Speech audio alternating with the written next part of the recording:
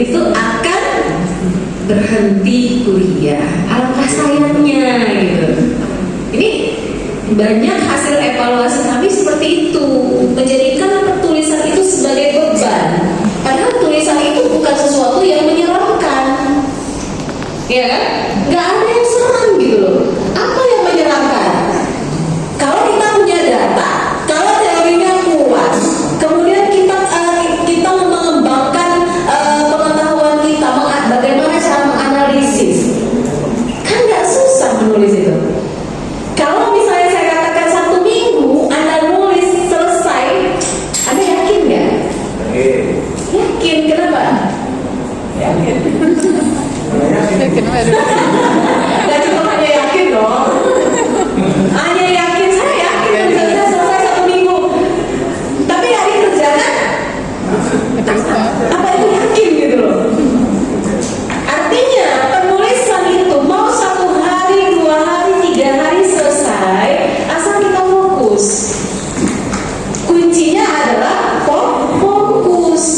Kalau kita fokus, 1 hari selesai. Tapi itu tadi, 1 hari itu bukan copy paste, ya kan? Hanya copy paste udah selesai gitu. Mengganti cover, ya biasanya ini S1 seperti itu tuh. Ini pengalaman S1, saya kan masih main-main juga kuliahnya, baru kuliah gitu. Nggak apa-apa lah, dosen juga nggak tahu. Padahal dosen itu paham loh. Dosen itu kayaknya terlalu sibuk. Dosen itu nggak akan baca, padahal dosen itu ada kesempatan dia membaca.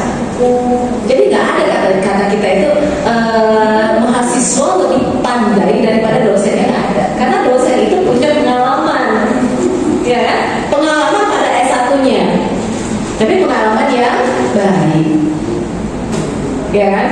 Ya karena proses pembelajaran. Jadi yang kunci utama, saya nggak akan muluk-muluk deh memberikan teori dalam segi menulis.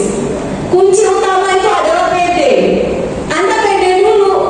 Kalau Anda nggak pede dengan tulisan Anda, gimana? Gimana mau selesai itu tulisan? Nanti gini, punya judul, nanti berubah lagi. Karena apa? Karena tidak pede. Ya, tulisan itu bisa 5 kali berubah. Karena apa? Karena tidak pede. Nanti ada informasi yang masuk, kayaknya bagus yang itu. Dengar kata ada teman-teman yang memaparkan papernya, makalahnya, wah kayaknya itu yang lebih bagus. Punya saya enggak. Sehingga apa? Sehingga tulisan kita nggak akan selesai. Ya kan? Nah sekarang mindsetnya dirubah. Jadi nulis itu bukan sesuatu yang sulit, bukan sesuatu yang mengerikan, bukan sesuatu yang harus ditakuti. Sepakat ya? Sedikit sekali mengatakan sepakat. Sepakat ya? Sepakat. Mulai sekarang Anda rubah mindset Anda bahwa menulis itu mudah. Gak ada sesuatu yang sulit kalau itu dikerjakan. Tulisan yang tidak selesai adalah tulisan yang tidak dikerjakan. Hanya disimpan di dalam laptop, hanya dikonsep dalam pemikiran, tidak Anda tuangkan dalam penulisan. Ya, karena apa? Manusia itu diberikan Allah itu kan akal yang untuk dikembangkan. Kalau misalnya Anda tidak percaya pada kemampuan Anda, kompetensi Anda, maka Anda tidak bersyukur diberikan akal oleh Allah. Ya? Jadi intinya menulis itu gak akan pernah sulit kalau kita pede. Kata kuncinya itu, pede dulu. Nanti urusan metodologi, sistematika penulisan, yang paling pede dulu. Anda pede, kemudian bagaimana caranya supaya lebih pede lagi? Gimana caranya? Gimana caranya? Ini tulisan saya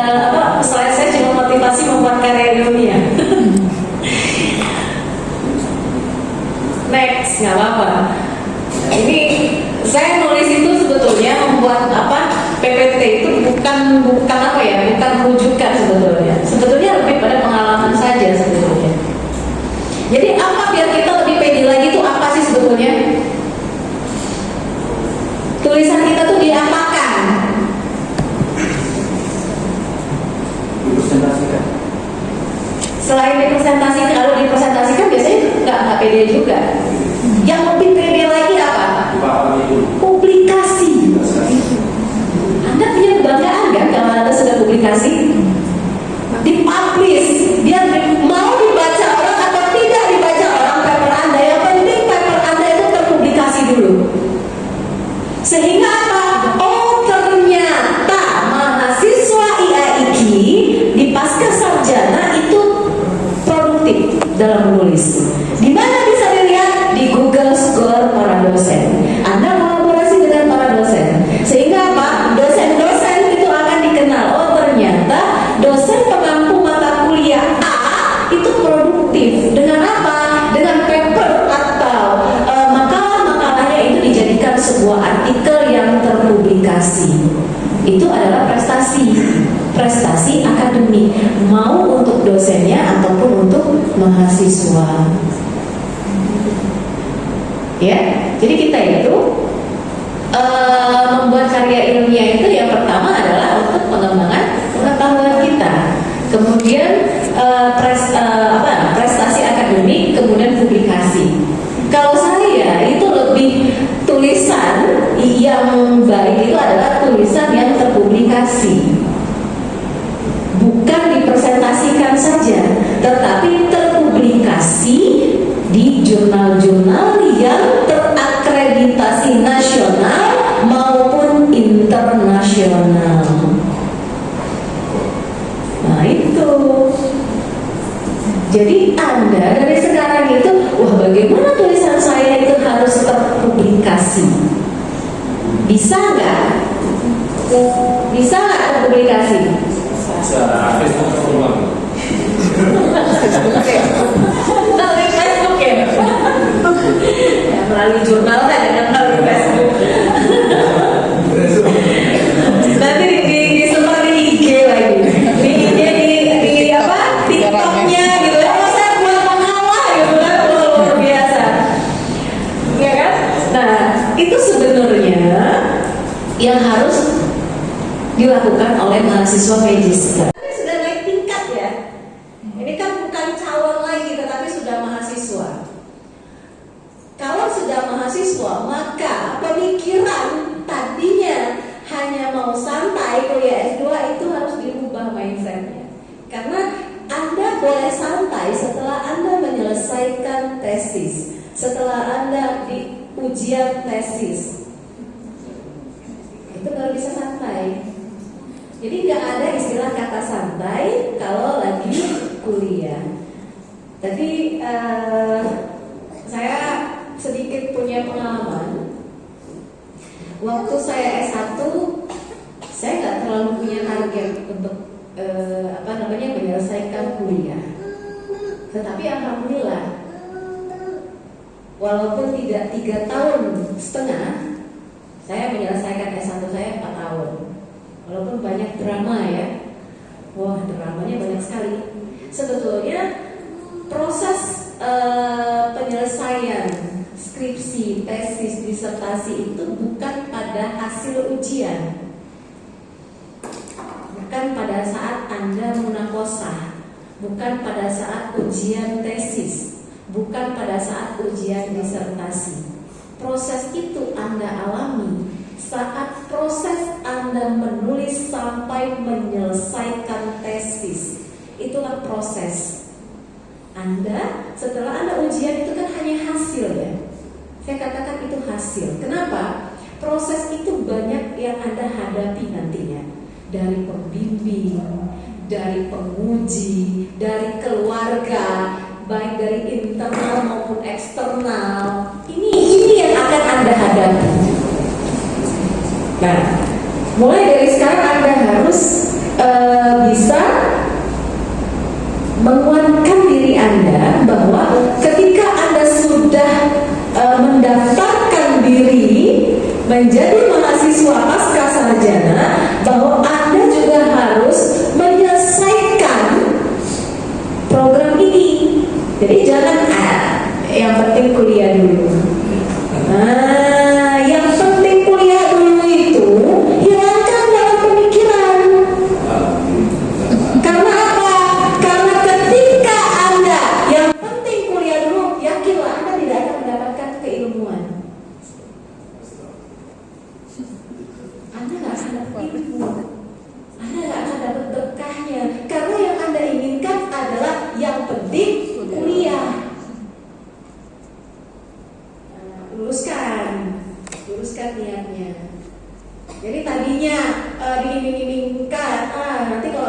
kuliah S2 bisa jadi dosen.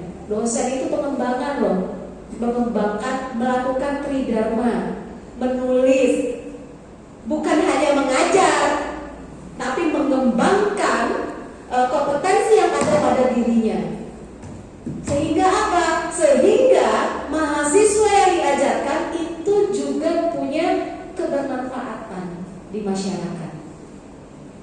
Jadi jadi dosen itu nggak mudah. Tridharma yang harus dilakukan, bukan hanya mengajar. Yang penting selesai S2 bisa ngajar pasca sarjana, S3 bisa ngajar pasca sarjana. Oh, nggak seperti itu. Kalau saya dulu, profesor saya dulu mengatakan bahwa ketika Anda selesai kuliah, itu sebetulnya awal dari perjalanan Anda, bukan akhir, tapi awal dari proses perjalanan Anda, bagaimana pengembangan diri Anda. Saya ingat sekali. Makanya walaupun S2 saya itu bukan 2 tahun, saya menyelesaikan 2,5 tahun karena banyak drama juga. Jadi proses saya S1, S2 itu banyak drama. Yang saya katakan memang prosesnya banyak drama. Ya kan? Magister, SPD, magisternya itu adalah hasil, bukan proses. Prosesnya adalah bagaimana perjalanan kita menyelesaikan skripsi, menyelesaikan tesis, menyelesaikan disertasi. Itulah ujian yang sesungguhnya. Nah, udah kebayang ya? Udah kebayang. Ini banyak. Jangankan mau nulis, nanti buat makalah, dramanya pun banyak memang. Banyak sekali. Ya kan? Jadi kalau misalnya dari awal kita punya pemikiran bahwa menulis itu sulit, menulis itu nggak mudah, tapi mulai sekarang Anda harus punya pemikiran bahwa menulis itu mudah. Dan tulisan Anda itu tidak boleh disimpan, tapi harus dipublikasi. Jangan dari Facebook. Facebook itu bukan karya ilmiah biasanya. Novel, bolehlah. Anda punya bakat untuk menulis novel, silakan Anda expose expose-nya di IG atau di mana, ya nggak apa-apa. Tapi kalau karya ilmiah itu tempatnya adalah di jurnal yang terakreditasi ataupun yang jurnal yang belum terakreditasi, nggak apa-apa. Tapi nasional. Ya kan? Nasional, lokal itu semua ada grade-nya. Untuk siapa? Untuk kampus, untuk kita, ya kan? Itu nggak ada yang namanya tulisan itu sia-sia. Menulis itu nggak ada yang sia-sia. Menulis itu membantu grade kampus kita untuk meningkatkan akreditasi. Orang akan melihat, asesor akan melihat seberapa produktif penulisan karya ilmiah dosen dan mahasiswanya. Kalau kita itu hanya presentasi saja di dalam kelas, nggak ada publikasi, ya gimana orang mau kenal tentang IAIKI? Nggak cuma kita berada di luar ini ya, di dalam lingkungan kampus atau di luar lingkungan kampus saja, orang akan mengenal kita dari segi tulisan. Dari Google Scholar itu semua bisa dilacak. Ini dosen mana? Anda nggak usah susah-susah menemui dosennya ke Lombok, misalnya dosen dari Lombok, kemudian di Papua, nggak usah harus ke Papua, nggak usah harus ke Australia, ke Amerika, cukup dengan melihat bagaimana tulisannya, bagaimana mengutip tulisannya. Nah, ya kalau kemarin kita ini ada ujian proposal ya, ujian proposal. Itu paling tidak yang diangkat itu apa? Jangan menemukan judul dulu, karena kalau judul Anda akan stagnan. Penelitian itu bukan berawal dari judul.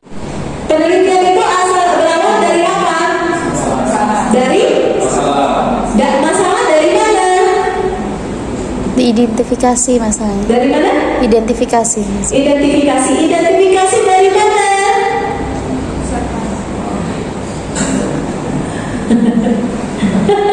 Nah, itu peneliti loh.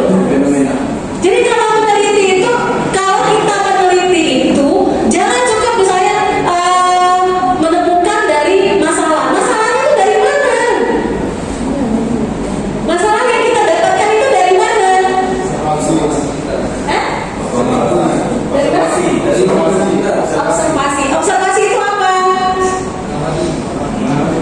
Mengamati dan mengamati di mana? Nah, itu peneliti loh. Jadi peneliti itu kita ibaratkan seorang petualang. Pernah pramuka kan? Pernah ikut apa namanya? Hacking ya? Hacking ya, menemukan simbol-simbol itu ya? Pernah ya? Nah itu. Jadi keluar dari tempat di mana dia harus menemukan jalan keluar. Itulah peneliti. Peneliti itu nggak cukup cuma selesai menemukan hasil, selesai. Hasil itu bisa dikembangkan lagi. Itu asiknya seorang peneliti itu seperti itu. Jadi saya katakan, bagaimana menjadi seorang peneliti? Fokus. Nggak bisa kita sambil-sambilan. Saya punya baru-baru ini ya, buku Satyati ya. Saya buat book chapter ya kita ya. Kami ada kolaborasi book chapter dengan beberapa dosen PTKIS lainnya. Saya katakan, ini progres saya itu harus selesai di bulan September ya. Oh ya. Jadi progres saya harus selesai cepat. Wah, ini sudah menggambarkan saya harus duduk di mana dengan apa namanya fokus ya. Intinya saya harus duduk manis dengan data yang sudah saya punya, dengan saya mengumpulkan beberapa bahan yang sudah saya kumpulkan. Tetapi ketika saya ingin merakit itu, merajut ya, menjahitnya menjadi sebuah tulisan, itu nggak bisa, nggak selesai. Kenapa? Karena tidak fokus. Karena beberapa hal yang harus saya kerjakan dalam waktu yang sama, yang itu bertepatan, itu nggak akan selesai.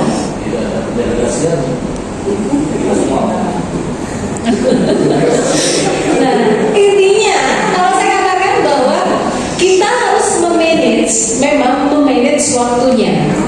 Saya katakan saya tanggal sekian harus kumpulkan. Padahal deadline saya di awal itu saya mengumpulkan sebelum waktunya. Tapi ternyata kesibukan di berbagai tempat itu membuat saya sulit untuk menulis dan sulit untuk membuat konsentrasi. Walaupun tempatnya enak, walaupun tempatnya asik gitu ya, tapi nggak bisa karena tidak fokus. Saya bisa menyelesaikan 2 tahun, bukan 8 bulan, tapi 9 bulan sebetulnya. 2 tahun 9 bulan disertasi saya itu karena saya fokus. Saya fokus, memang tidak free job. Saya tidak mengambil job yang ada di IT. Saya memang tidak mengajar, saya tidak menguji.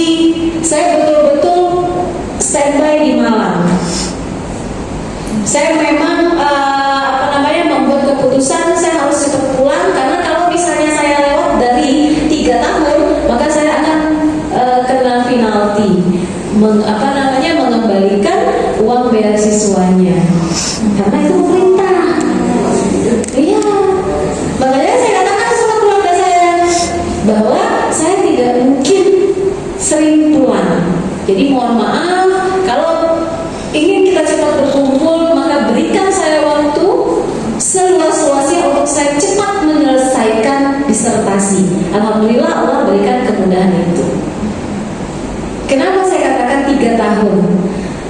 Saya harus sebelum 3 tahun saya harus selesai. Karena satu, kalau misalnya saya lewat dari situ saya harus bayar penalti. Yang kedua, saya harus bayar kuliah sendiri. UMM bukan murah. Kalau misalnya di IAIN kan bisa dicicil, kalau UMN nggak bisa.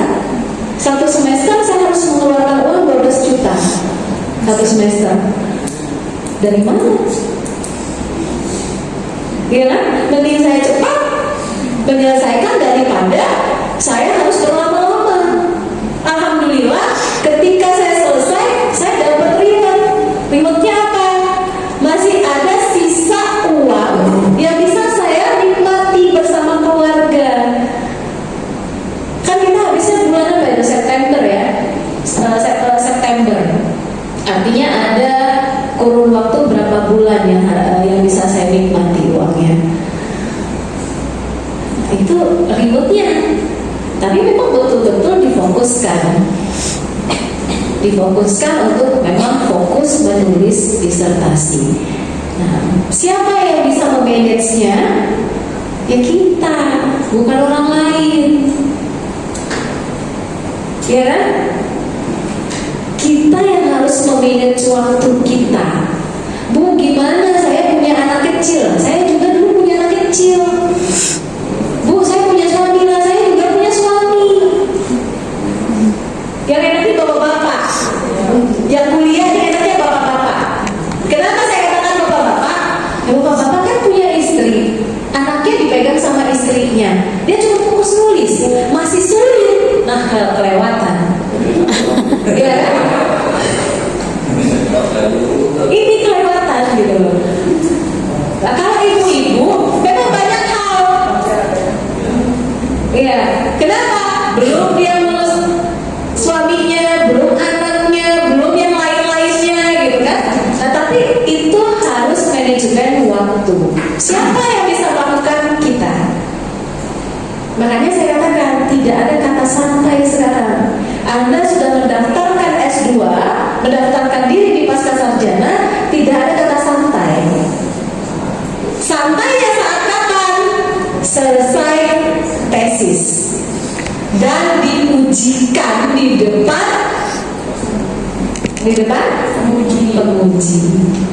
Itu baru bisa santai. Tapi kalau misalnya sekarang itu nggak bisa santai lagi. Jadi jangan mindsetnya S1 itu dihilangkan, ya. Gampang, mudah. Apalagi alumni ini. Di Pascasarjana jangan coba-coba. Dosennya luar biasa.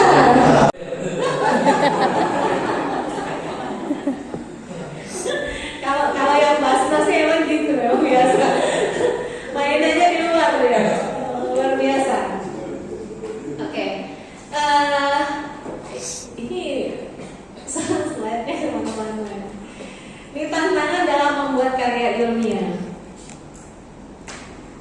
Kesulitan peneliti itu pada apa? Pada proses penelitian yang cermat dan analisis data, memerlukan keterampilan dan ketekunan yang tinggi, kemudian pada keterbatasan waktu, membuat karya ilmiah. Satu ini Anda mendapatkan mata kuliah metodologi penelitian. Di semester awal Anda mendapatkan mata kuliah metodologi penelitian. Nah, luaran metodologi penelitian ini, tapi tergantung pada dosen ya. Pada dosennya itu adalah proposal. Jadi luarannya adalah proposal. Nah, kalau misalnya Anda berhasil membuat proposal sesuai dengan backgroundnya Anda lebih kemana? Kualitatif atau ke kuantitatif? Itu akan memudahkan peneliti dalam menganalisis data. Tapi kalau sekarang saja bingung yang mana kuali, yang mana kuanti, wallahu a'lam bishawab. Ya kan? Berarti Anda harus meningkatkan bacaan. Metodologinya harus dibaca, dipahami. Nah, nanti pada mata kuliah metodologi ini luarannya adalah proposal. Di di semester 2 ada mata kuliah seminar proposal. Baru mata kuliah. Ya, baru mata kuliah. Belum pada ujian. Nah, tadi sudah mendapatkan bagaimana seminar proposal, Anda akan dibantu atau apa namanya, capaiannya itu adalah proposal yang akan diujikan. Artinya memang atas bimbingan dari dosen pengampu diarahkan kemana Anda akan menulis, ke arah mana banyak akan diberikan banyak masukan. Kebetulan apa namanya, mata kuliah seminar proposal itu saya yang mengampu. Jadi akan diarahkan bagaimana Anda dari segi metode penelitiannya, kemudian kesiapan Anda dalam apa namanya diujikan, itu dilihat memang pada mata kuliah seminar proposal. Jadi memang proposal, kemudian ada mata kuliah seminar proposal itu sudah harus di ACC, setelah itu ya di ACC oleh GPNPS dan itu siap diujikan. Jadi semester 3 kalau memang itu tahapan itu Anda lalui dengan cepat, itu semester 3 Anda sudah bisa mendapat pembimbing. Jadi ujian proposal langsung mendapatkan pembimbing, sembari Anda kuliah di semester 3 Anda bisa bimbingan. Semester 4 Anda sudah bisa ujian tertutup dan terbuka. Semester 3 sebuah proposal.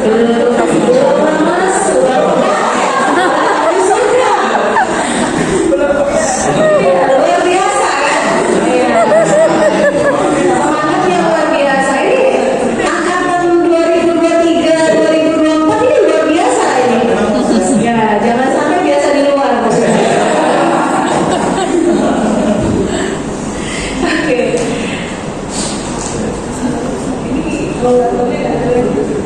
Kemudian PL kita ini ada profil lulusan.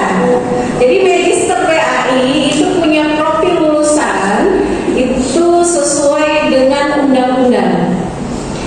Nah, ada akademis, profil lulusan kita itu akademis, peneliti dan konsultan, dan itu semua terkait substansinya adalah pendidikan agama Islam. Jadi kalau misalnya menulis, ingat substansi kita adalah pendidikan agama Islam. Jangan mengambil substansi orang lain. Misalnya, pokoknya saya akan menulis tentang manajemen kepala sekolah. Saya akan melihat tentang kinerja kepala sekolah. Silahkan, tetapi itu lebih kepada manajemen pendidikan. Nah, kalau kita itu substansinya lebih luas sebetulnya PAI ini. Kita bukan hanya pada lembaga, bukan hanya pada sekolah. Jangan melulu melihat, guru ini selalu tradisional dalam memberikan metode pembelajaran. Jangan lagi-lagi menyalahkan siswa tidak punya motivasi dalam belajar. Jangan lagi menyalahkan siswa tidak disiplin, tidak punya karakter dan lain sebagainya. Ya kan? Ini yang cukup dari S1. Ya kan? Menyalahkan guru, menyalahkan siswa, menyalahkan orang tua. Stop. Ya kan? Nah, stop. Kenapa saya katakan stop?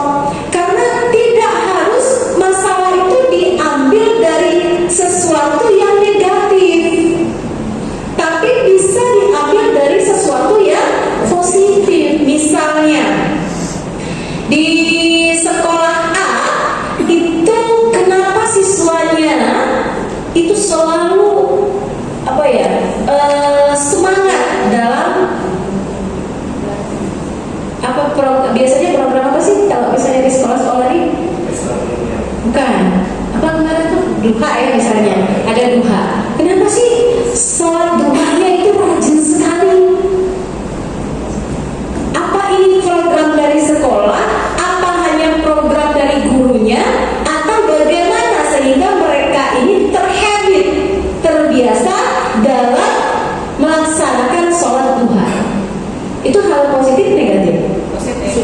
positif.